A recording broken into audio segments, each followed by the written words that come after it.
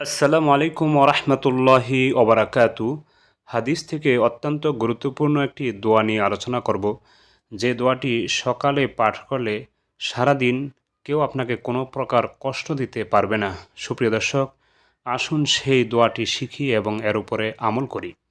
তার আগে আমি আপনাদের সকলকে অবগতির জন্য বলছি, আমি আমার ইসলামিক লাইভ চ্যানেল ও অন্যান্য চ্যানেলে যত দোয়া, দুরূদ, জিকির, তাসবিহ ও ইস্তিগফার নিয়ে ভিডিও দিয়েছি, সবগুলিকে একত্রিত করে একটি বই লিখেছি।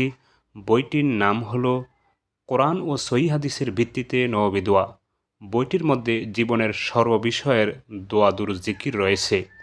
আশা করি আপনারা বইটি সংগ্রহ করবেন।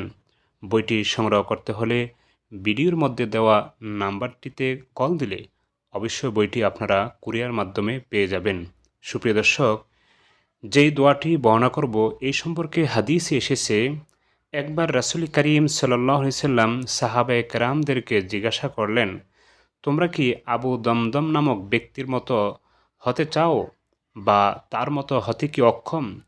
সাহাবায়ে কেরাম এর উত্তরে বললেন, আবু দমদম কে, হে আল্লাহর রসুল? রাসূলুল্লাহ সাল্লাল্লাহু আলাইহি সাল্লাম বললেন, তোমাদের পূর্বেকার এক ব্যক্তি ছিল যাকে মানুষ গালি দিত, বিভিন্নভাবে কষ্ট দিত।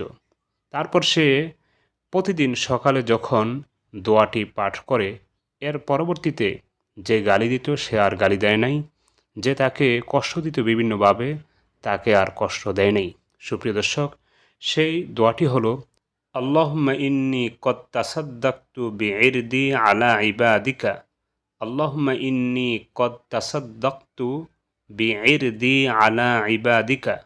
সুপ্রিয় দর্শক, এ দোয়াটি প্রতিদিন সকালবেলায় কয়েকবার পড়ে নেবেন।